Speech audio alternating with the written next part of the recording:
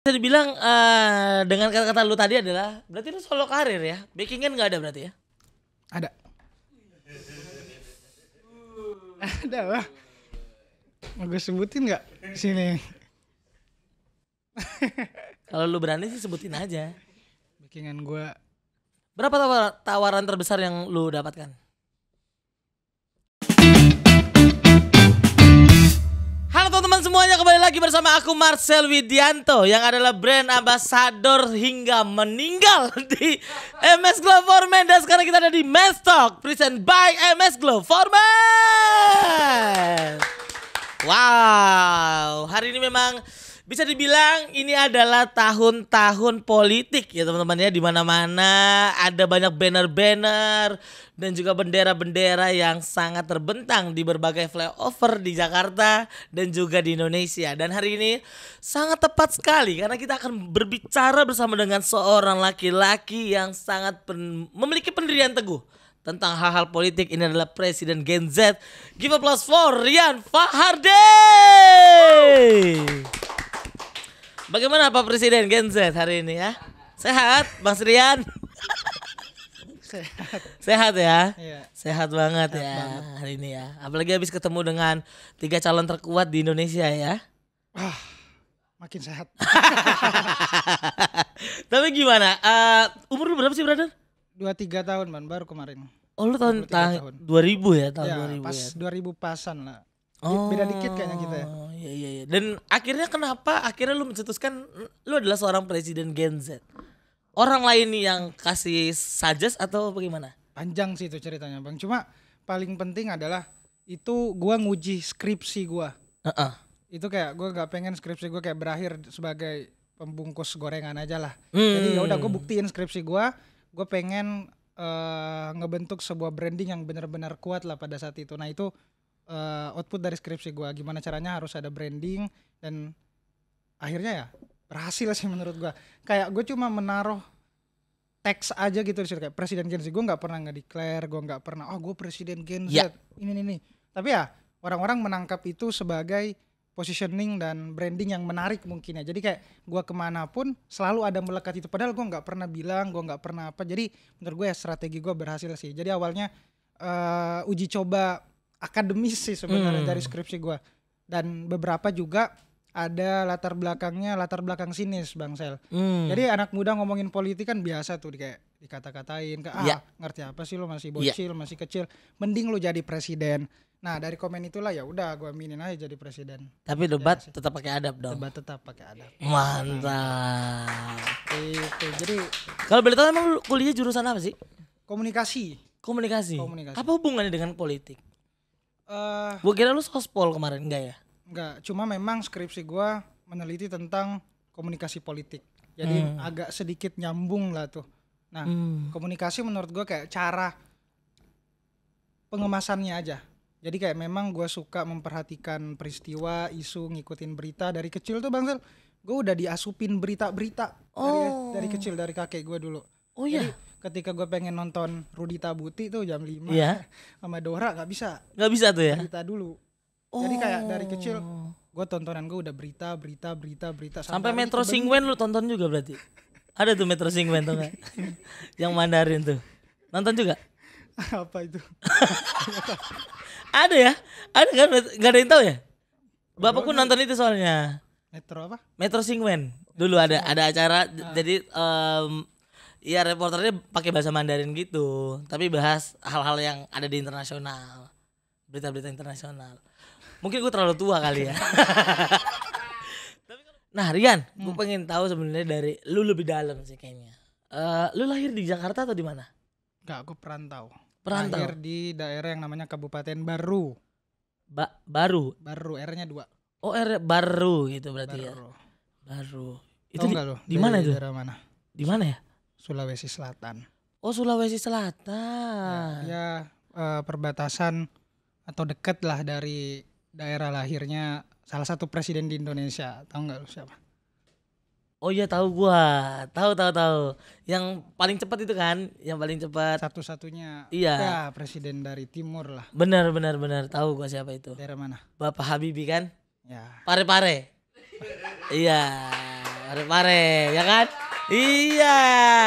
Gokil. Iya, itu daerah yang pahit banget. Pare. Iya. Tapi serius, itu jadi salah satu alasan gue juga sih kayak ngelihat Pak Habibie yang dari daerah kemudian mencoba membuktikan dirinya lah ya. Ya. Sama lah, gue juga proses sedang ke situ sih. Ya meskipun dia tidak dihargai di negerinya sendiri ya. Ya, Ya, katanya dihargai sih. negeri orang Iya sih. ya kan. Di sana dia bikin pesawat. Kita di sini cuma menghargai untuk nonton videonya di bioskop. Ngantri panjang banget. Pesawat. Tapi ada fun fact-nya juga sih daerah gue. Apa fun fact-nya? Ini tebak-tebakan lagi gitu ya, Iya. biar seru aja. Lahir salah satu orang yang viral banget kemarin. Viral banget gara-gara kasus. Gitu loh. Kasus. Oh, gue tahu. Siapa? Yang kasus ini ya? Tower-tower itu ya? Bukan. Apa? Ferdi Sambo. Sulawesi. Iya. Bapak Ferdi Sambo. Iya. Jadi gua satu daerah. Iya. Tapi memang melahirkan orang-orang terbaik di sana lah ya. Terbaik. Iya, ada lu, ada Pak FS dan juga ada Bapak Habibie di sana kan. Keren banget Sulawesi. Keren. Yang mancing bukan gua tapi dia yang membuat itu. Ayo kita masuk jurang bareng-bareng hari ini ya. Tapi gue respect banget sih, maksudnya lu sebagai anak muda yang lahir 2000 ya. Iya. Tahun 2000 yang dimana umur 24 waktu itu gue masih berjuang untuk stand up sih. Gue masih open mic di mana-mana, tapi sekarang lu bisa kemana-mana ya. Bisa mendatangi 3 calon terbaik yang akan menjadi calon presiden dari Indonesia. Gue gak nyangka juga sih itu bang, karena sampai hari ini tuh gue merasa bahwa gue cuma melakukan apa yang gue anggap penting dan harus gue lakukan. Jadi kayak gak pernah gue nge-planning kayak gue harus ketemu A, B, C, konten gue harus sejuta apa, gak pernah. Jadi gue ngerasa selain gue dibantu oleh algoritma sosial media, algoritma Tuhan juga main pak. Iya. Kenapa? Kayak gak nyangka aja, kayak misalnya gue sempet cerita bahwa gue lahir dari daerah yang tadi bahkan lu juga gak tahu. Terus di sana bisa dibilang gue berusaha untuk membuktiin merantau ke Jakarta, bahkan sempat dilarang juga sama orang tua. Terus ya bisa sampai sekarang itu menurut gue sesuatu yang harus gue hargai lah. Bahkan gue nggak pernah kepikiran buat bisa sampai hari ini lah, kayak dengan modal gue mengkritisi awalnya, lalu bisa bertemu banyak orang hebat, bahkan gue bisa membuktikan lah ke banyak orang bahwa anak yang juga dulunya diremehin banyak orang ternyata bisa. Gue diremehin juga dulu bang, kayak lu dicap gak bisa apa-apa. Oh iya? Ya gue diremehin dulu. Oh berarti memang sama kayak seperti gue lah ya. Orang-orang yang diremehkan pasti akan tetap bisa menunjukkan bahwa dirinya tuh bisa bounce back gitu, bisa menjadi seperti sekarang gitu ya. Remehan apa kalau boleh tahu seorang Rian yang dihadapi? Yang pertama dari SD sampai SMA tuh gue gak pernah masuk ranking lah. Di daerah tuh paling kental tuh kayak soal lu peringkat 1 apa segala macam. Jadi gue jadi anak-anak yang biasa-biasa aja, nggak punya prestasi yang membanggakan, bahkan cenderung nggak bisa bikin orang tua bangga lah pada saat itu. Terus selalu juga dibandingin lah sama anak tetangga. Yang jadi PNS. Ya, gua jadi anak yang biasa-biasa aja. Cuma dari situ gue sadar ya gue harus benar-benar ngecoba sesuatu yang menurut gue perlu gue coba. Jadi gue mutusin buat merantau gara-gara ya gue nggak pengen bisa dibilang awalnya cuma pelarian aja. Gue pengen merantau. Kayak jadi dari situ gue mencoba banyak hal, sesuatu yang baru. Kayak awalnya gue iseng, tapi ternyata keisengan itu bisa bikin gue seperti sekarang. Jadi kayak keberanian itu ya gue jawab dengan berani sih. Kayak mungkin hari ini terlihat dia beruntung, terus ketemu ini, bisa nge-achieve ini, bisa viral atau apa. Ternyata proses itu yang gak dilihat orang lah. Bahkan dulu gue sampai di titik ini tuh emang udah kerja di media. Jadi kayak di awal itu gue belajar, terus ya tercipta lah Rian yang sekarang. Makanya gue bilang hari ini ya gak akan berhenti berproses lah. Gue masih proses menjadi Rian yang sebenarnya. Sama mungkin sama Bang Marcel, kayak Bang Marcel juga masih proses menjadi diri lu yang sebenarnya. Gak ada yang tahu hari ini lu apa, besoknya lu bisa jadi apa. Jadi kayak pesannya ya jangan ngejudge orang pada saat hari itu aja. Iya. Kayak ketika dia sulit ya lu nggak bisa ngejudge, oh dia akan sulit terus. Iya. Nah gue pernah tuh dijudge kayak dia biasa aja. Sampai hari ini ya gue buktiin ternyata gue bisa bahkan melebihi orang-orang yang bisa dibilang dulu remehin gue. Jadi pembuktian gue sampai situ aja sih sebenarnya. Berarti bisa dibilang lu adalah anak yang tidak terlahir dari keluarga yang privilege gitu ya. Ya nggak punya Robicon atau Iya. Iya benar itu ya. Berarti nggak ada yang namanya eselon 3 di rumah lu berarti ya.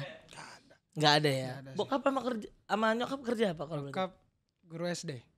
Guru SD. Ya guru SD. Wow, nyokap Ya ibu. ibu rumah tangga. Nyokap guru SD. Bokapnya? Bokap gua PNS. Oh, berarti memang harapan orang tua lu adalah ya jadi PNS mungkin. Ya. Atau orang-orang yang kerjanya dengan berdasi gitu. Ya. Ya, itu berarti harapan mereka. Tapi akhirnya lu ngelawan arus itu. Menantang status quo lah bahasa kerennya, kayak harusnya kayak lu di jalur sini aja nih bisa aman, bisa gak mikirin apa lagi. Bahkan kemarin kayak sempet video gue viral tuh awal-awal, wah gue disuruh kayak take down terus balik aja segala macam, panik lah gara-gara viral gue ngangkat tentang adalah salah satu orang yang punya kuasa. Iya, saya tahu. Ya itu yang sampai hari ini tuh hilang suaranya. Sampai akhirnya lu upload tetap hilang juga suaranya ya. Hilang juga suaranya. Berarti memang kita belum bisa menyeruakan apa yang kita mau gitu ya. Nggak tahu sih. Gue nggak mau suzon sih sebenarnya kesana. Iya. Barangkali ya, gue yang salah kan. Iya. Mungkin algoritma dari sosmednya kali ya. Tapi kenapa cuma lu doang yang dibungkam ya? Ini nggak mati kan ya? Enggak mungkin mati kan, gue nggak bisa mencet. Tapi kalau boleh tahu nih ya, gimana caranya lu bisa sampai ke 3 orang itu? Pak Ganjar, Pak Prabowo dan juga Pak Anies. Oke. Ini menarik sih sebenarnya. Kenapa? Karena gue tuh dari dulu selalu apa ya, bisa dibilang anak muda hari ini tuh konsumsinya sosial media mulu lah. Ya. 70% bahkan lewat data orang informasi ngedapetinnya itu lewat TikTok, scroll di Instagram, caption segala macam. Dan kita tertipu oleh tayangan-tayangan yang bisa dibilang memang dibuat untuk mendapatkan hati kita. Nah, contohnya konten-konten dari calon-calon ini nih yang berusaha mendapatkan suara anak muda, ikut tren dan segala macam. Gue sempet tersihir lah kayak, wah ini anak muda banget, keren banget secara kemasan, bahasan. Iya. Tapi ketika gue bertemu langsung, kok beda nih? Iya. Kok beda nih? Lebih bagus sih maksudnya kan? Ada yang lebih bagus. Ternyata lebih bagus dunia nyatanya. Oh, serius? Serius? Gak nangkep atau serius? gak nangkep dia. Nangkep gua. Serius. Lu kayak gini karena memang on cam atau gimana? Jujur aja nggak apa-apa. Ya maksudnya ada beberapa calon lah yang gak sesuai menurut Rian. Jadi kayak gue mengidolakan dia, bagus pengemasannya, terus terlihat peduli. Tapi ternyata ketika bertemu, oh gitu aja. Maksudnya doang. Gue gak kemana-mana, cuma gitu. Iya. Terus dari situ ternyata penilaian Rian berubah lah dari situ. Jadi pesan yang gue dapetin sendiri yang mudah-mudahan bisa menginspirasi banyak orang bahwa ya ketika kita ingin menentukan keputusan, lu harus menyelam lebih jauh dulu nih, ngelihat bagaimana dia berbicara, bagaimana dia benar-benar di nyatanya, meskipun privilege ini yang gue bilang gak semua orang bisa dapetin gitu loh. Tapi setidaknya kita gak boleh terburu-buru aja dalam menentukan keputusan. Makanya gue merasa punya tanggung jawab besar. Gue ada beban, ini gue sebut beban sih, followers.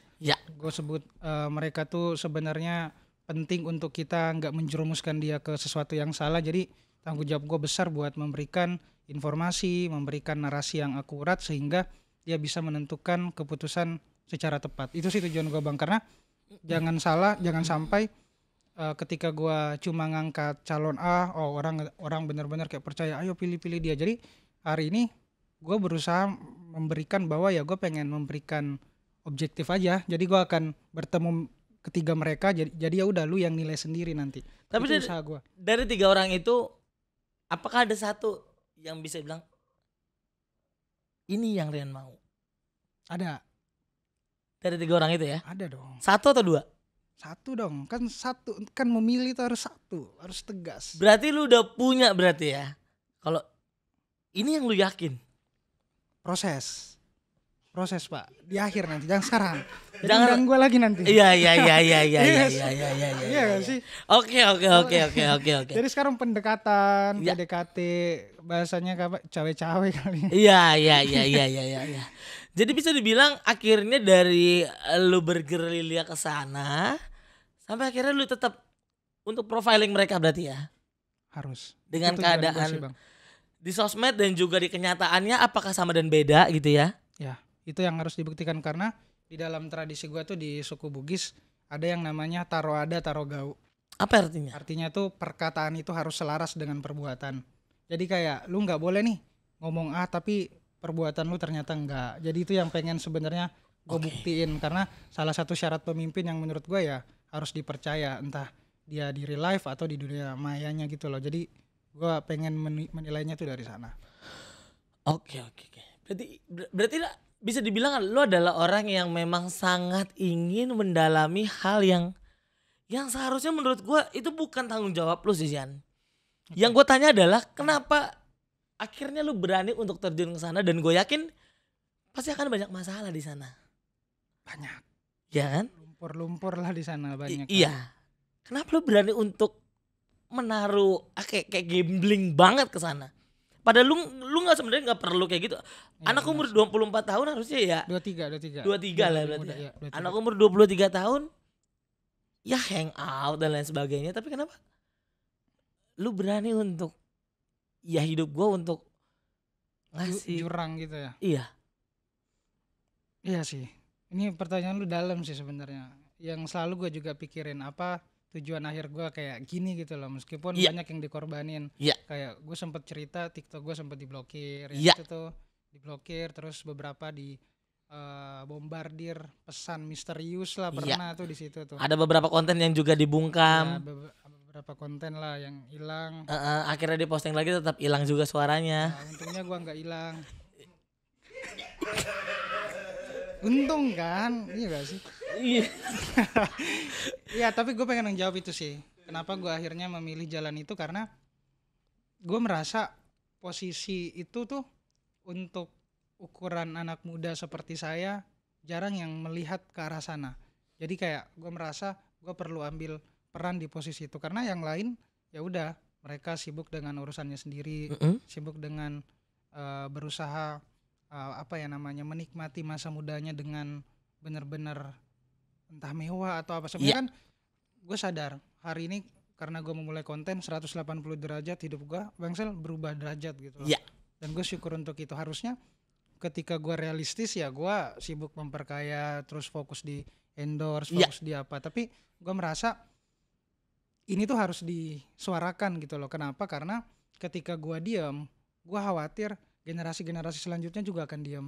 Jadi kayak gue rela menghabiskan waktu gue di masa muda ini untuk berteriak tentang menurut gue benar atau ketidakadilan, dan tidak mendiamkan kesalahan. Itu harus gue suarain.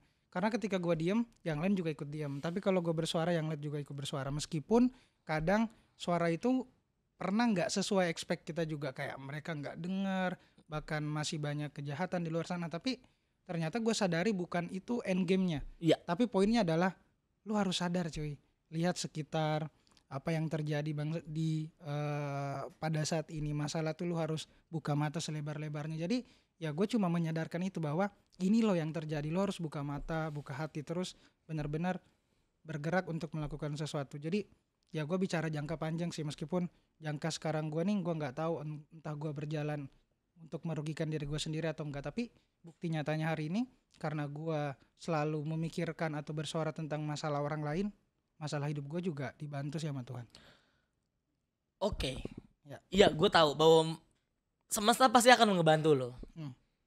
Tapi ketika apa yang lu udah korbankan waktu lu, dan juga bisa dibilang akan ada ancaman untuk lu dan juga keluarga lu. Tapi ketika itu semua berhasil, Dan impactnya itu apakah orang-orang yang ketika lu bantu untuk membuka suara dia akan membantu lu juga ketika lu lagi susah? Ya, itu sebenarnya bukan urusan gua sih. Jadi kayak gua berusaha benar-benar berbuat sesuai dengan apa yang benar-benar gua sanggupi kayak gitu. Jadi kayak terlepas orang lain gak akan bantu atau kayak cuma bisa dibilang ya support gitu aja lah, kayak ayo bang angkat ini kita bakal kawal segala macam, tapi kan setelah misalnya disomasi dia apa dia bakal hilang gitu lah. Iya. Gitu kan, gue ngerasa itu kayak apa people power segala macam itu cuma di awal aja, ya gak sih? Iya. Cuma gue tetap punya kesadaran bahwa ya kalau anak mudanya takut bersuara, speak up, kemudian bungkam, ya gue khawatir sih di situ. Jadi kayak ketakutan gue itu tuh. Jadi orang lain nganggap gue berani, sebenarnya gue penakut, Bang Marcel. Kenapa? Gue takut ketika sekeliling gue diem. Oke. Iya gue tahu itu. Iya kan? Iya. Itu yang paling besar lo takutin. Tapi kenapa akhirnya ketakutan itu kan memang sangat besar banget ya? Kenapa lo tetap melanjutin itu? Karena gue merasa hidup ini endgame-nya apa sih? Maksudnya gue selalu bertanya-tanya itu, apakah tentang popularitas, kekayaan atau apa. Nah, gue melihat skena politik ini nih kok seksi sekali. Iya. Orang yang punya kekayaan, orang yang punya jabatan, bahkan banyak artis yang sebenarnya gue bilang lu udah cukup. Tapi kenapa memilih jalan politik? Ya enggak sih? Kayak gue bertanya-tanya kayak kenapa mereka selalu melihat ke sana? Artinya ada sesuatu yang di sini benar-benar besar begitu. Jadi gue dengan umur gue yang sekarang masih muda, gue benar-benar pengen pelajari dari sudut kiri, kanan, tengah. Kenapa ini jadi menarik? Dan ternyata gue menemukan bahwa ya dalam politik lah semuanya bisa diatur. Apapun. Apapun itu. Apapun. Dan itu sebenarnya jadi pertanyaan gue juga gitu. Maksudnya ketika ada beberapa artis yang mungkin dia masih bisa survive di entertainmentnya, dan akhirnya dia mau maju ke politik dengan beberapa hal-hal yang dia ceritakan bahwa iya gue nggak akan ngambil gaji gue di sana, gue akan memberikan gaji gue untuk rakyat. Pertanyaan gue adalah dia hidup pakai apa ketika gaji itu semua untuk rakyat? Dalam sih ini. Iya gak sih? Karena beberapa kan hari ini meskipun ya harus kita syukuri juga. Gue bersyukur sih kayak orang-orang yang mungkin profesional di bidangnya itu ingin menyelesaikan problem yang ada di dalam sistem lah. Iya. Jadi mereka memutuskan untuk ya gue harus nyalon sehingga gue bisa mungkin memperbaiki regulasi atau ngefixin yang lagi kacau lah di dalam. Tapi kan lagi-lagi di sini gue sangat menaruh harapan lah ke para pemangku kekuasaan, pemangku kebijakan agar mereka tuh benar-benar bekerja bukan untuk demi sesuatu gitu loh, tapi benar-benar bekerja dari hati, benar-benar bekerja untuk bagaimana dia berbicara tentang sebuah mencapai kesejahteraan, dalam artian bukan cuma mikirin dianya aja, meskipun hari ini realitanya sulit sih. Iya, betul sekali. Karena memang beberapa orang-orang yang mencalonkan untuk menjadi kader mungkin atau bisa mendapatkan kursi di sana, selalu dia bilang bahwa aku akan membantu seluruh rakyat Indonesia, yang menjadi wakil dari rakyat gitu kan. Tapi kan memang kebanyakan orang membantu keluarganya ya, karena memang keluarganya kan juga rakyat duluan gitu kan. Jadi pertanyaan gue adalah cita-cita lu sebenarnya apa? Lu melakukan seperti ini tuh apa yang pengen lu harapkan? Oke, ditanya cita-cita, flashback. Kalau di SD awalnya gue pengen jadi pembalap motor. Pembalap motor. Sampai kira berubah menjadi lu pembalap motor yang akan di sirkuit politik ini. Wih, cakep. Iya gak sih? Iya sih. Tapi ya awalnya gue pengen jadi pembalap motor, nge-truck gitu. Gue seneng sih. Lu seneng ngederak gitu lah ya? Enggak ngeliatin orang sih. Karena gue juga sering begitu juga di Kemayoran waktu itu kan. Iya, pembalap motor. Terus pas SMP pengen jadi pemadam kebakaran. Oh. Terinspirasi dari ini sih, Waktu kebakaran Kejagung kemarin. Bomba bukan. Dia lah yang mancing ya. Gue ngomongin Upin Ipin lah. Terus SMA baru gue kepikiran menjadi jurnalis. Jurnalis. Oh, berarti lu kayak mungkin kayak the next Bamsud kali ya. Karena waktu Pak Bambang Susatyo kan jurnalis waktu itu kan ya. Sampai akhirnya dia menjadi ketua MPR akhirnya. Ya amin lah.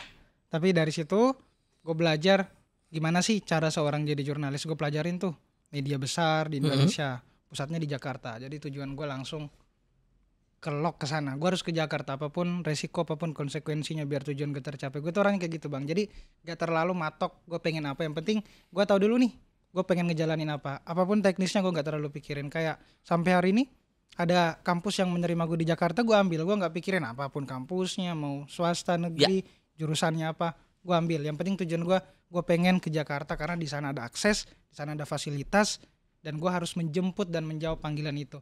Artinya ketika kita punya tujuan, ya lu harus ngejemput itu juga. Jadi ya gue berusaha menjemput itu, dan akhirnya di sana gue banyak belajar, ketemu banyak orang, ikut magang, bahkan sempat kerja di berbagai stasiun TV juga, belajar cara gimana ngedit, gimana fotografi, gimana mainin angle kamera segala macam. Gue pelajar produksi media. Jadi kayak sampai sekarang konten gue pun ya gue produksi sendiri, gue yang nulis, gue yang ini. Jadi kayak impian itu gue bentuk dan pelajari kayak gitu. Jadi kayak bukan misalnya gue menunggu kesempatan, enggak, tapi gue ngebentuk diri gue sendiri. Gue pengen jadi apa. Oke, gue pengen jadi jurnalis.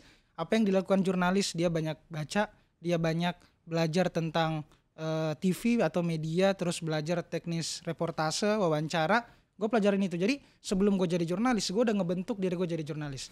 Ini sebenarnya selaras sama ada teorinya tentang eksistensialisnya Sartre, Bang Marcel. Jadi dia bilang man is nothing else but what he makes of himself. Wow. Itu dia bilang manusia tidak lain adalah apa yang ia bentuk untuk dirinya sendiri. Jadi ya gue memutuskan buat ngebentuk diri gue sendiri, bukan dibentuk oleh orang lain, bukan dibentuk oleh pendidikan, bukan dibentuk oleh pasar atau siapapun yang pengen ngedrive gue. Jadi ya gue memilih buat jadi manusia yang merdeka aja, seperti katanya Sohogi. Wow, berat sekali ya. Berat sekali ya. Dan bisa dibilang dengan kata-kata lu tadi adalah berarti lu solo karir ya, backingan nggak ada berarti ya? Ada lah. Mau gue sebutin nggak sini? Kalau lu berani sih sebutin aja. Backingan gue Allah subhanahu.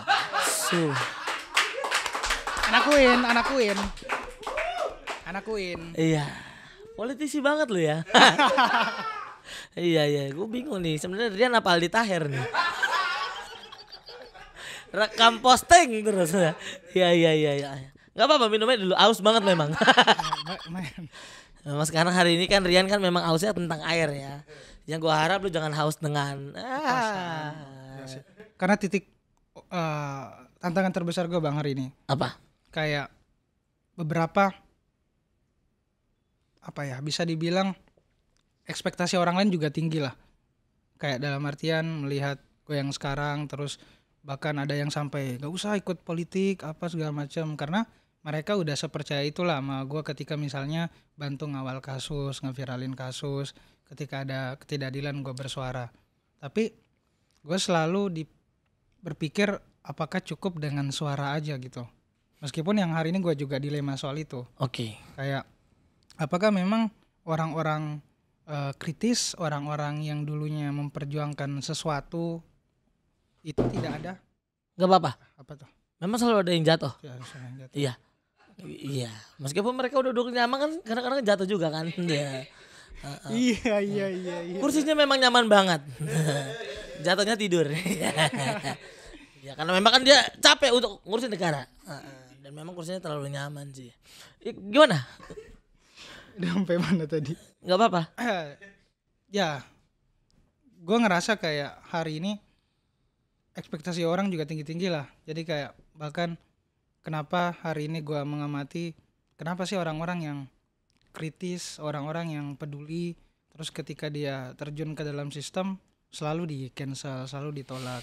Kayak ya meskipun selalu ada romantisme masa lalu lah Bang Sel, kayak misalnya senior lu dulu lebih kritis tapi ketika dia masuk sistem atau kekuasaan dia ikut arus karena ya tawaran-tawaran itu yang benar-benar menggiurkan yang hari ini sedang gua alami.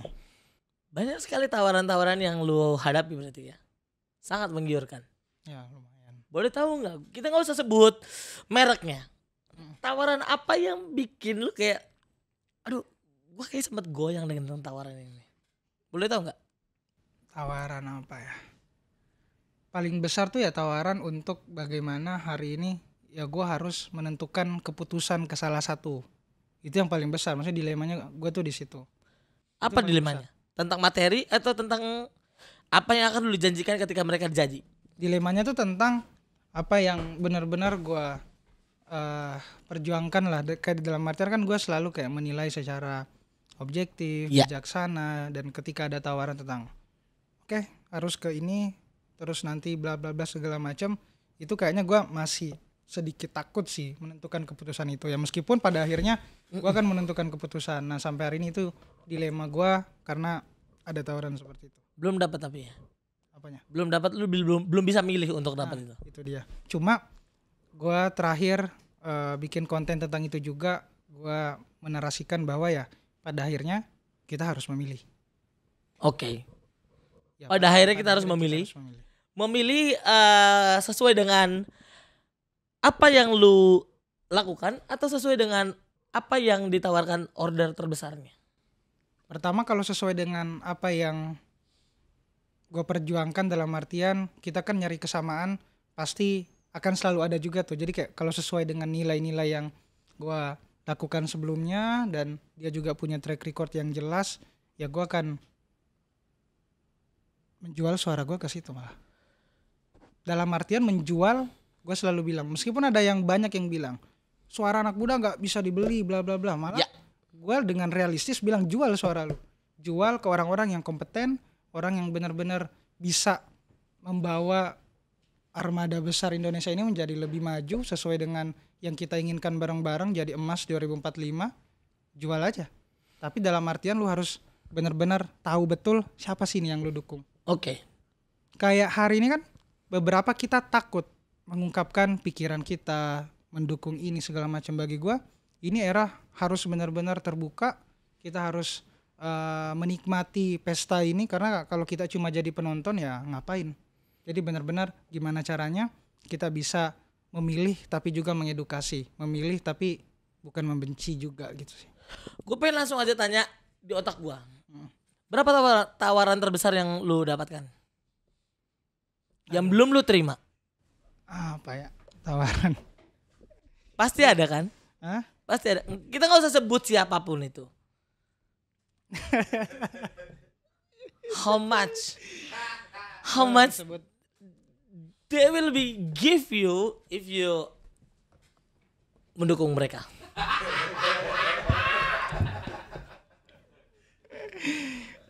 Nominal aja. Gak bisa jawab sih kalau soal angka. Around? Karena sekitar berapa? Karena apa? Sekitar berapa? Karena gue nggak ditawari soal angka, Bang. Apa yang ditawarin? Soal masa depan. Wow. Wow. Gue gak bisa jawab soal angka. Berarti bisa dibilang lu gak akan dikasih ikannya, tapi lu dikasih kawilnya ya biar bisa dapat ikannya. Begitu? Serius? Ya kita lihat lah nanti. Tapi ya gue masih menimbang, karena kan dari awal itu gue nggak pengen di framing. Oke. Ini makanya gimana caranya gue harus pelajari benar-benar siapa yang orang yang benar-benar akan gue pilih lah ke depannya. Jadi karena gue punya tanggung jawab sebagai warga negara juga untuk memilih, tapi gue punya tanggung jawab juga untuk mengedukasi. Oke. Kalau ada dua pilihan, ini adalah tawaran terbesar untuk masa depan lo dari satu. Tapi ada satu lagi, dia gak terlalu besar untuk menawarkan masa depan lu, tapi dia kompeten dan sesuai dengan apa visi misi lu. Apa yang lu pilih? Gue akan memilih dimana gue tuh gak akan menyesal ketika memilih dia. Jadi gue akan memilih orang-orang yang gue rasa nyetrum nih di hati, gue akan pilih dia lah. Tapi ketika dia udah nyetrum di hati dan ketika dia udah dapat kursinya, dan dia tidak sesuai dengan apa yang lu lakukan, apa yang ada di visi misi lu, apa lu tetap terkritis ke dia? Ya gue akan tetap kritis lah. Tetap kritis. Tetap kritis. Harus. Padahal lu sebelumnya udah ngebela dia nih. Gue akan tetap kritis. Dalam artian kan pilihan itu kan bukan arti ya lu harus mendukung penuh apa segala macam, tapi lu menjatuhkan suara ke dia karena percaya ke dia. Tapi ketika kemudian suara kita dibalas dengan sesuatu yang merugikan, ya artinya itu bikin gua resah dan gua harus menyuarakan itu. Kalau dia salah, ya salah, benar ya benar. Sesimpel itu sebenarnya. Tapi enggak seru, itu berbahaya banget pasti kan ya. Itu kan jadi bumerang buat lu. Lalu dulu sebelum Ya, dia jadi lu. Ya. Tapi gua kan udah latihan, Bang. Apa latihannya? Ini sampai hari ini kayak TikTok gua diblokir, bagaimana gua diancam, dalam artian ketika dia datang lagi kan udah biasa. Ini lucunya nggak ada teman-teman, tapi daging semua. Bisa dibilang wagyunya A7 banget ini. Gue udah biasa, Bang. Kecuali ya tiba-tiba gue di pesawat kan apa gitu, minum air. Terus Serius Yan? tiduran. Serius? Enggak, itu contoh aja, bukan serius. Dia mah gini mulu. Serius Yan? Apa? Serius apa? Lu kayak seprotek itu. Ketika di pesawat lu dikasih minum, lu gak akan minum itu. Iyalah, milih-milih air gue, Bang. Kalau jiwater langsung minum sih. Gokil juga nih. Maksudnya harus hati-hati, kan kita tahu apa yang gue. Takut kejadian Munir keulang lagi ya? Ya, tapi kalau kita ngelihat enggak sih, tapi takut sih. Oke. Sekarang gue pengen lebih lingkup lebih kecil lagi. Apa ancaman terbesar yang pernah lu alamin? Sebenarnya kalau ancaman tuh gua nggak terlalu bagiin sih ke orang, Bang, karena ketika gua ngomong ancaman orang malah takut buat bersuara. Jadi gua selalu memberikan bersuara aja, keuntungan pasti datang. Kayak lu berani aja, keberuntungan pasti memihak ke lo. Jadi ancaman sebesar apapun gua nggak bakal share sih. Jadi biarin aja selesai di gua. Oke. Dengan umur yang 23 tahun yang dimana adalah itu adalah umur ketika kita bisa bebaskan untuk bermain dengan siapapun itu. Ya. Dan lu pasti akan mengurangi permainan dengan teman-teman lu yang lain dengan memprotek diri lu. Ya. Bukannya itu mengambil kebahagiaan lu ketika lu masa muda? Kalau pikiran gua semakin muda gua melakukan sesuatu yang bikin gua kehilangan masa muda tadi, justru kemungkinan besar ya masa tua gue akan lebih santai lah. Mindset gue tuh kayak gitu, Bang Sel. Jadi kayak ya gue harus capek-capek dari sekarang, ya ketika gue udah bisa panen ya gue akan lebih santai. Jadi kayak pikiran gue tuh ke situ sih. Ya, gue tahu banget apa yang lu rasain sih. Karena memang ada teman gue stand up comedian yang juga seperti lu, yang sampai orang tuanya didatangin sama beberapa oknum yang senggol-senggol sama dia. Itu lu alamin juga gak?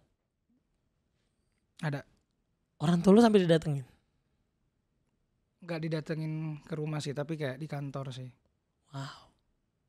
Dan apa yang mereka bilang? Aja. Apa yang mereka bilang? Ya takut aja, maksudnya dia selalu negur buat hati-hati ya apa. Jadi kayak bebannya tuh di situ. Kayak gue melakukan sesuatu itu kan harus ada restu orang tua lah. Jadi kayak gue dilema sih di situ. Tapi ketika dia rutin ditransfer per bulan, melunak.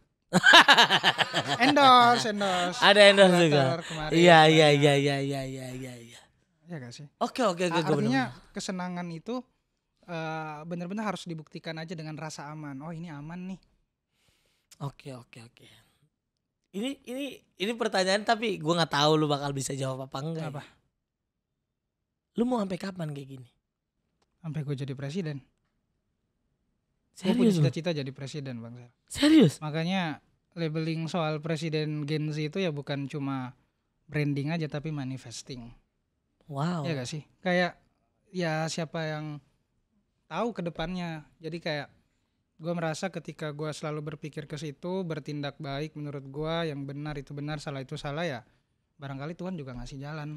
Jadi kayak gue mikir ketika kita bercita-cita paling tinggi aja.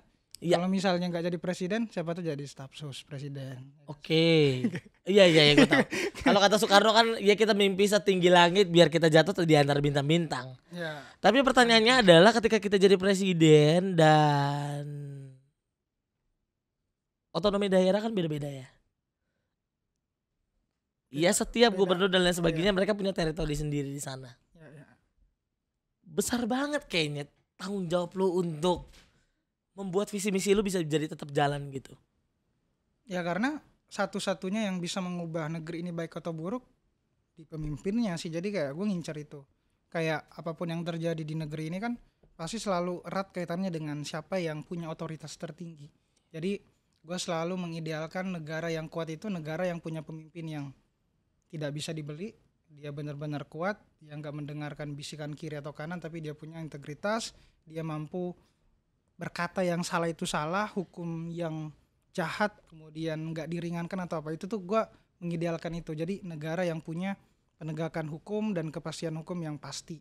Nah makanya gue berandai-andai kalau negara kita tuh bisa rapih dari segi keadilan tadi, ya nggak salah kalau kita memimpikan Indonesia maju. Tapi kan hari ini gue masih cemas soal PR-PR tentang penegakan hukum, terus korupsi. Kita bisa lihat hari ini ya indeks persepsi korupsi Indonesia lagi turun-turunnya juga. Terakhir 1995 kita turunnya sekarang. Dan ya gue selalu cemas di situ. Itu kan erat kaitannya dengan otoritas tertingginya siapa. Dia nggak tegas dong dalam menghukum, dalam memberikan bisa dibilang efek jera apa segala macam. Jadi gimana kita mau maju dari segimanapun kalau kayak contoh korupsi terjadi di depan mata, orang yang diamanahin sekelas menteri juga korupsi, kacau bang. Bahkan Al-Quran juga sempat dikorupsi. Bansos tuh yang kemarin paling kacau. Iya, makan sarden bansos, sardennya ngelawan, setan banget itu gara-gara korupsi. Ya itu. Iya kan, dipotong ceban, setan banget itu. Sarden gua buset tulangnya kagak lunak anjing. Gua makan sarden tetap keselak gua. Tapi kalau bisa dibilang dengan apa yang lu pengen itu gimana ya? Banyak orang yang bilang bahwa ya oke, ketika lu belum dapat otoritas di sana, ya bisa lu tetap iya gue pengen begini. Tapi ketika lu udah ada di sana dan banyak kue yang pasti akan lu terima, ya lu pasti akan ada kegodaan ke sana kan. Dan ketika lu jalan baik banget, masih bisa disingkirkan. Apa kan ya kayak gitu-gitu kan. Tadi hidup lu tetap miskin tapi nanti. Gak mungkin lu akan bisa ya tidak bisa kan kaya kan, benar gak sih? Ya makanya dari sekarang gue berstrategi bang. Strategi gue tuh gak akan masuk ke dalam lautan yang gue nggak tahu ikan apa di dalam situ kalau gue nggak jadi ikan besar dulu. Jadi kayak udah gue akan besar dulu, punya value yang benar-benar besar ya meskipun tantangannya juga besar di sana, tapi setidaknya ya gue harus tahu kapasitas diri gue baru nyemplung di sana. Oke, ini agak berbeda sama gue. Kalau gue adalah orang yang bisa dibilang gue nggak perlu jadi ikan besar sih. Gue kayak gue pengen jadi kayak ikan Nemo aja gitu. Apa? Ya ikannya kecil tapi punya teman-teman yang besar. Jadi kayak makanan-makanan sisa-sisa makanan dari paus menurut gue udah kayak besar buat gue. Ya Nemo waktu itu kan ini ikan yang kecil tapi bisa datang ke lautan dengan temannya paus, dengan temannya apa. Akhirnya dia bisa tetap survive di sana. Kalau lu pengen banget jadi ikan yang besar berarti. Ya. Dan itu jalannya lama banget, brother. Gak bisa dipastiin sih. Kayak gue gak pengen ngedahuluin Tuhan, tapi ya gue berencana aja. Tuhan aja yang ngaminin lu bisa atau enggak. Buktinya hari ini kayak gue gak pernah kepikiran ketemu mereka bertiga, menilai mereka bertiga bisa jadi creator sampai hari ini. Jadi ya gue sedikit yakin selama gue gak merugikan orang lain, niat gue baik, ya mungkin Tuhan kasih jalan sih. Jadi ya. Jadi tahu. Percaya aja apa yang kita lakukan hari ini. Jadi nggak perlu ngejudge bakal jadi apa besok gimana. Yang penting lu berlaku baik aja hari ini. Nah itu yang gue pengen lakukan karena gue merasa tadi beban sebagai dilihat banyak orang itu gue harus benar-benar hati-hati karena ya problem kita hari ini tuh orang yang cenderung dilihat oleh banyak orang itu nggak mencerminkan kebaikan. Contoh lah pejabat-pejabat yang korupsi, arogan. Nah, gue nggak pengen kayak contoh kita nih kan dilihat banyak orang ya Bang Marcel ya. Jadi ya tanggung jawabnya besar. Kita ngomong apa tuh bisa di apa, kita bersikap apa, kita bersuara apa. Jadi gue sampai mikirin sampai situ. Toh ini yang akan kita bawa setelah udah gak ada di dunia ini gitu loh. Jadi kayak gue bener-bener mikirin dampak dari apa yang gue lakukan hari ini tuh akan sampai mana. Jadi gue sebisa mungkin berlaku baik hari ini, memperjuangkan yang gue anggap benar. Salah itu salah, benar itu benar. Oke. Itu sih. Ada tentangan nggak dari orang tua dengan apa yang lo lakuin sekarang? Sejauh ini udah nggak ada sih. Kemarin aja yang awalnya kayak viral terus diomongin sampai di daerah juga diomongin kayak ngapain lo kritik itu Bu Mega segala macam, ngapain bla bla bla, dia lebih berkuasa. Ini Megapiksel ya teman-teman ya. Megapiksel ya. Oh, ya. Bukan si Mega ini. Mega apa? Mega Mall Bekasi. Lu punya role model gak sih? Ada banyak role model gue. Siapa? Cuma yang pertama yang bikin gue semangat untuk seperti Rian sekarang itu Mbak Najwa Shihab sih. Wow. Jadi ketika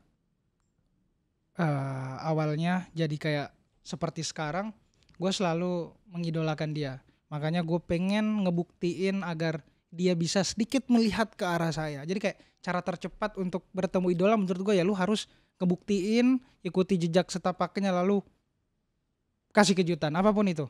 Nah kemarin gue dapet jalan lah bisa ketemu dia karena gue pernah ikut kompetisi di narasi namanya tes wawasan kebangsaan, gue wakilin UIN dan juara 1 tuh menang. Wow. Nah terus dari situ ada Mbak Nana, ya pembuktian gue itu 1. Terus yang kedua pembuktian gue juga kayak gue bernarasi seperti dia, konten gue ternyata dinikmati oleh banyak orang, lalu gue kayak bilang gue terinspirasi oleh dia bla bla bla, terus akhirnya dia kayak ngebales dan nge-follow back di Instagram. Jadi seneng banget dari situ. Jadi kayak dari situ gue terpacu, gue harus lebih atau bahkan ngebuktiin ke seseorang yang gue anggap wah ini mustahil nih diraih. Sama tadi iming-iming jadi presiden, tapi kalau kita benar-benar berlaku sesuai yang kita anggap penting dan harus dilakukan, ya gue harus lakukan itu. Wow. Jadi gue mengidolakan dia, tapi nggak mengidolakan Mbak Nana aja, gue mengidolakan banyak guru yang bahkan nggak pernah gue temuin, kayak ada Dr. Farudin Faiz. Dia selalu memberikan gue kayak gimana caranya lu harus bijaksana dalam berkehidupan. Terus kalau cara bacaan, terus berartikulasi, gue mengidolakan Pak Gita Wirawan. Terus banyak lagi juga di luar sana yang gue harus idolakan. Kenapa? Karena gue nggak mau terjebak mengidolakan satu sosok aja, idolatrik lah. Jadi kayak kalau kita udah ngidolain satu, kita nggak akan terbuka dengan banyak sisi gitu loh. Kita bisa dibodoh-bodohi. Terus kalau idola kita ngomong A, ya lu harus A, ngomong B harus B. Jadi gue ingin agar bebas dalam mengidolakan seseorang. Jadi kita nggak benar-benar terjebak ketika dia ngomong yang kita anggap benar ternyata salah. Jadi hati-hati sih dalam mengidolakan orang. Berarti lu pengen banget punya banyak insight dari beberapa itu, akhirnya lu gabungin, akhirnya menjadi Rian sendiri gitu ya. Yoi. Harus gitu sih Bang Sel. Keren juga lu ya. Anak umur 23 tahun boy. Gue 23 tahun masih nyari encu gue di Priuk. Tapi lebih sukses lo sih Bang. Enggak lah, lebih sukses. Gue beruntung aja gue. Cuma beruntung aja. Tapi ya mudah-mudahan ketika lu jadi presiden gue bisa jadi wakil nanti. Wakil apa tuh? Wakil dari rakyat miskin. Karena gue pengen bisa banget menjadi orang yang ada di ada itu namanya Kementerian Kelautan. Bukan. Bu Susi dong nanti jadinya ya. Apa? Menjadi menteri dari desa tertinggal. Apa yang pengen lu ubah? Inovasi lu apa? Gue pengen ngubah bahwa Kementerian Desa Tertinggal tuh ada di Jakarta. Di mana? Gue pengen di desa tertinggal lah.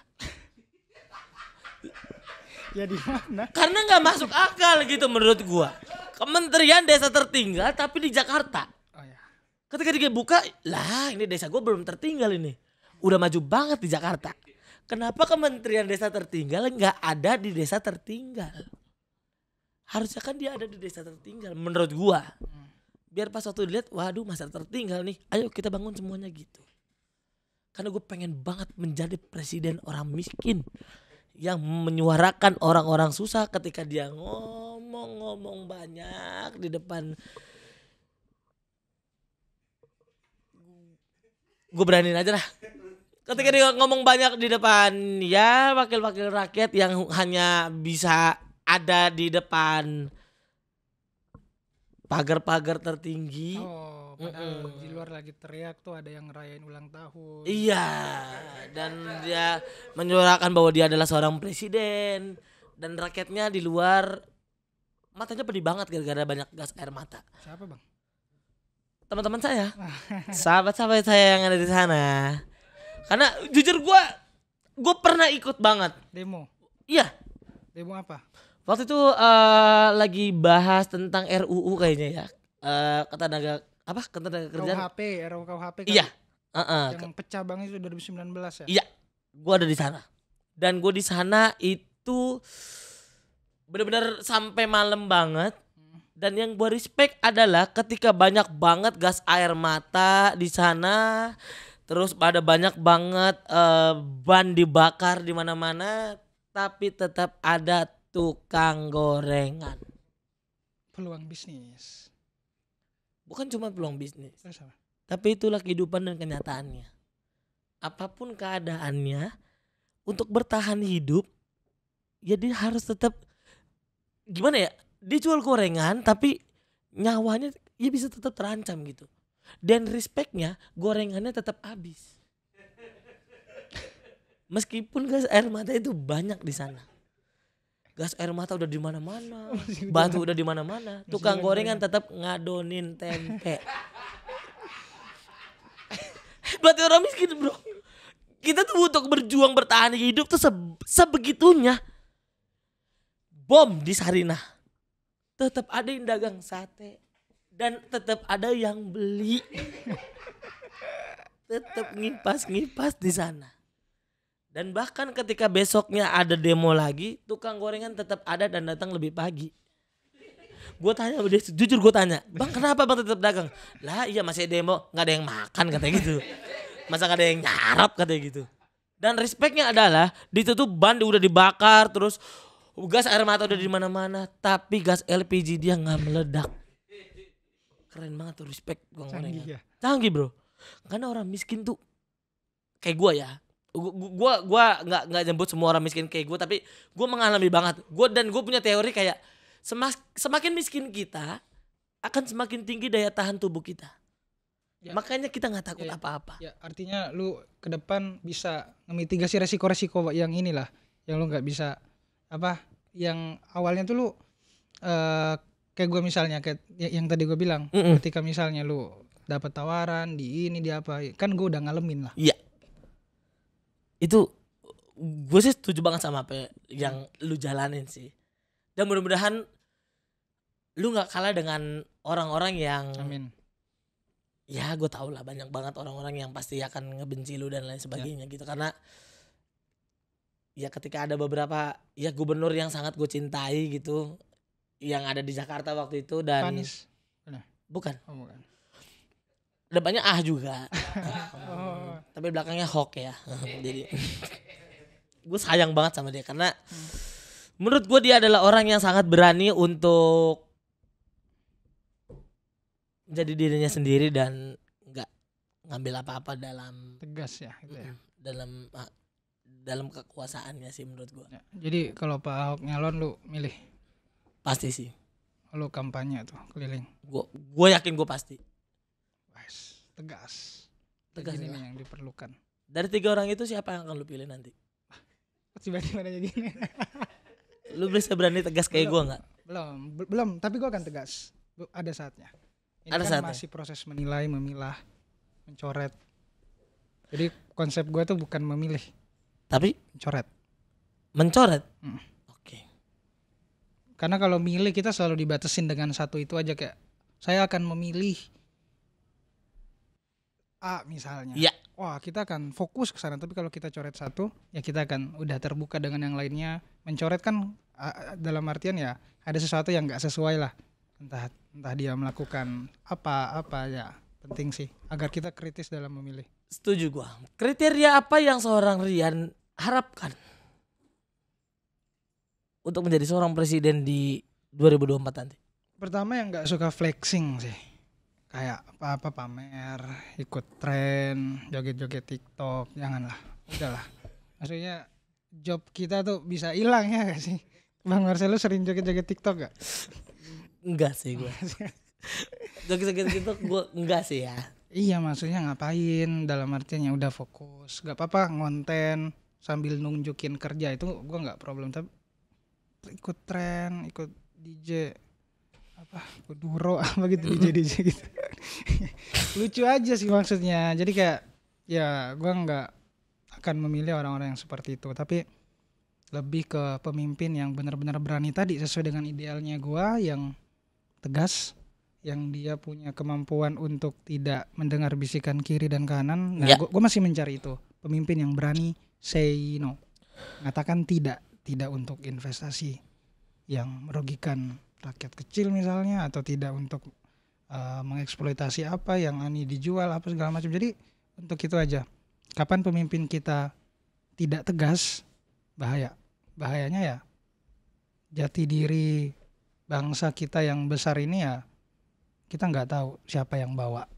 Tapi kalau kita tahu dia tegas, dia punya pendirian yang benar-benar nggak bisa digoyang atau bahkan dijatuhkan, tapi dia punya keberanian yang jauh-jauh lebih bisa dia pikirkan, atau bahkan dia bisa mengambil resiko ke depan, ya gue akan menjatuhkan pilihan ke sana. Wah, meskipun umur nggak mempengaruhi itu ya berarti. Ya mau muda dia mau tua kan, yang penting dia berani.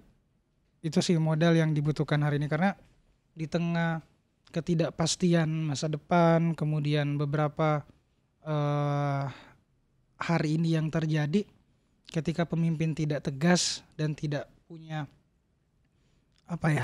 kemampuan untuk benar-benar berani menghadapi segala resiko, entah global atau yang hari ini terjadi, ya kita akan selamanya tertinggal sih. Dalam artian itu sih, selalu gue punya ideal tentang tadi, pemimpin yang mampu mengatakan tidak, artinya beranilah dia ketika dikritik atau apa, dia tetap sesuai dengan pendiriannya. Oke. Tapi kan balik lagi, manusia itu nggak sempurna. Ya, setuju. Ketika dia melakukan kesalahan dan lain sebagainya. Ya artinya kita nggak bisa benar-benar menilai dari situ aja. Ya. Jadi gimana caranya ketika gue udah menjatuhkan pilihan ke sana, ya ketika dia salah ya harus diungkapkan kalau dia salah, gitu aja. Maksudnya manusia kan kita nggak bisa tadi ngejudge dia di awal kayak oke, dia baik, kemudian nggak akan ada kemungkinan dia buruk. Kan kita bukan kita yang benar-benar bisa mengendalikan itu lah, porsinya bukan di situ. Oke. Kira apa lu? Gue pengen nanya tapi agak takut sebenarnya. Jangan dah, gue gak berani. Lu kan pasti ketika ada konten yang sangat-sangat berat dan lain sebagainya, masalah pasti ada. Lu gak menyelesaikan itu sendiri atau ada tim di belakangnya? Beruntung lingkungan gue mendukung gue melakukan hal yang gue lakukan sekarang. Jadi gue ketika misalnya ada masalah, ya gue pasti cerita. Gue bagiin itu, ngedapetin banyak insight. Jadi gue gak akan gegabah, gue gak akan terburu-buru dalam menentukan keputusan. Jadi kayak gue akan selalu bercerita ke teman-teman yang gue anggap penting ketika gue bercerita ke dia, karena dia udah tahu gue akan gimana, jalannya kayak apa. Karena itulah yang bikin gue tetap berusaha untuk bijaksana lah. Karena ketika misalnya gue sendiri yang mendapatkan informasi itu lalu gue nggak bagiin, nah itu bahaya sih bagi gue. Jadi kayak pentingnya orang-orang di sekitar kita, apalagi yang benar-benar kita percaya. Itu gak sih? Iya. Tantangan terbesar apa yang lu hadapi ketika lu buat konten? Tantangan terbesarnya sampai hari ini tuh kadang gue mikir, ini yang tadi bang, kayak ini tujuannya kemana sih? Gua apa sih kayak gini? Bahkan ketika gue ngekritik, yang datang malah orang-orang yang bisa aja netting ke kita, benci ke kita, bukan malah nambah teman justru kan. Artinya ya ketika lu ngebongkar sesuatu, ngeviralin sesuatu, kan ada yang dirugikan tuh. Ya meskipun kita tahu, semua orang tahu wah ini kejahatan, tapi ketika lu yang angkat, lu yang disorot oleh kaca, bukan yang komentar, bukan yang nge-share apa, tapi ya orang yang berbicara itu, satu orang itu. Nah, gue gue kadang mikir apa yang gue lakukan hari ini tuh benar gak sih, kayak dalam artian apakah ini benar-benar sesuai yang gue inginkan atau enggak. Nah itu yang gue masih cari jawabannya, karena gue kadang juga kayak ngerasa sendiri dalam artian berteriak di sana, orang-orang juga sibuk dengan kepentingannya masing-masing, tapi kenapa gue memilih jalan-jalan untuk ngeviralin sesuatu yang nggak benar apa. Jadi kayak gue dilemanya sih di situ. Jadi kayak kadang gue merasa sepi di jalan ini. Oke. Ya. Itu sih tantangannya. Ketika lu merasa sepi, apa yang lu lakuin? Ketika gue merasa sepi, gue merasa bahwa jalan ini mungkin dan memang sepi dan sunyi, tapi gue merasa di akhir ada sesuatu yang menanti gitu loh. Iya. Nah, jadi yang selalu gue lakuin ketika ngerasa kayak gitu ya, gue selalu kayak benar-benar focusing lagi, ngenata tujuannya apa, gue pengen ngecapai apa. Jadi gue selalu refleksi gitu loh ke diri gue sendiri. Jadi gue selalu kontemplasi lah, kayak mikirin apa sih tujuan lu bersuara, apa sih tujuan lu ngekritik, apa sih tujuan lu buat ini. Jangan sampai benar-benar hilang arah, keluar dari track. Jadi hari ini ya itu, ketika gue merasa sepi, merasa jenuh, merasa capek, ya gue kan selalu mikirin tujuan lu belum selesai. Wow. Dan gimana caranya lu untuk, lu pernah kayak ngerasa kayak wah capek banget gue nih kayak gini? Ini capek gue nih sekarang. Iya. Nah, tubuh pasti capek. Cuma ketika gue bekerja tapi gue sambil wisata, itu kayak senang aja. Dalam artian wisata kayak gue tuh kayak pernah bang kayak kerja 9 to 5 kayak gitu-gitulah. Wow. Karyawan kayak gitu. Terus gue merasa jenuh aja. Jenuh. Jadi gue membandingkan, wah lebih jenuh ternyata kalau gue jadi orang yang kerjanya monoton. Jadi gue selalu membandingkan diri apa sesulit-sulitnya gue dulu lah. Jadi ya gue menikmati aja sekarang meskipun capek. Setuju gue. Gue juga pernah kerja kayak gitu. Gue pernah kerja 9 to 5 dan akhirnya gue bisa menjadi seorang komedian yang menghibur. Tapi dilema kita adalah ketika kita menghibur orang, tidak ada yang menghibur kita. Dan lo adalah orang yang memberikan insight kepada orang. Dan apakah lo dapatkan insight itu, feedback itu pernah lo dapetin? Feedback apa dulu nih? Insight dari orang-orang kayak insight dari orang lain. Beberapa sih yang tadi gue cerita soal ada teman dekat yang gue selalu sharing lah ke dia tentang ini. Bahkan selalu ketika awal-awal tuh gue kan bukan jurusan hukum. Jadi untuk itu gue harus spesialis juga di bidang itu. Ya gue nanya ke lulusan-lulusan hukum, brainstorming tentang itu. Jadi ya insight yang datang gue selalu gue siap bisa dibilang gue butuh itu ya baru gue tanya. Jadi kayak gak pernah ada yang fokus ketika misalnya bertanya tentang secara detail lah ke gue. Jadi kayak gue kadang ngerasa sepi di situ sih. Nah, ketika lu bikin konten, berapa kali lu filter konten lu itu? Wah banyak sih. Jadi jadi prosesnya tuh kan dari awal kan gue yang kendaliin ya. Kayak mulai dari proses riset, terus penulisan dari situ. Jadi kayak dari situ dulu. Karena gue tuh skrip, maksudnya nyiapin tulisan lah, beda dengan dulu. Sekarang udah gue nyiapin tulisan. Karena kan harus hati-hati juga sekarang, kayak lebih banyak disorot. Jadi kayak gue berhati-hati soal itu. Jadi sebelum nge-up sesuatu ya gue benar-benar harus ngefilterisasinya itu sih sebelum diupload. Keren banget. Tepuk tangan untuk kalian teman-teman. Wow, ini berat banget ya. Sebuah cerita yang memang tidak banyak tertawa-tawanya teman-teman. Tapi yang gue harapkan mudah-mudahan lu adalah orang yang tetap menyuarakan apa yang pengen lu suarakan kepada teman-teman yang bisa dibilang 2045 adalah Indonesia banyak banget Gen Z-nya ya. Dan itu adalah poin tahun emas untuk Indonesia dan tahun emas yang 45. Rian. Terima kasih teman-teman semuanya. Mungkin lucunya nggak ada tapi wagyunya pasti banyak hari ini. Ini adalah Rian dan terima kasih sudah menonton dari awal sampai akhir di Men's Talk present by MS Glow for Men. It's for real men.